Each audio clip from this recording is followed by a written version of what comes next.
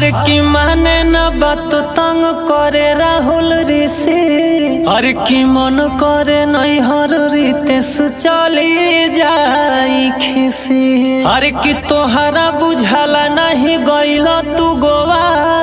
अरे मांगो तवे शशि रोज खाए खाती खोआ।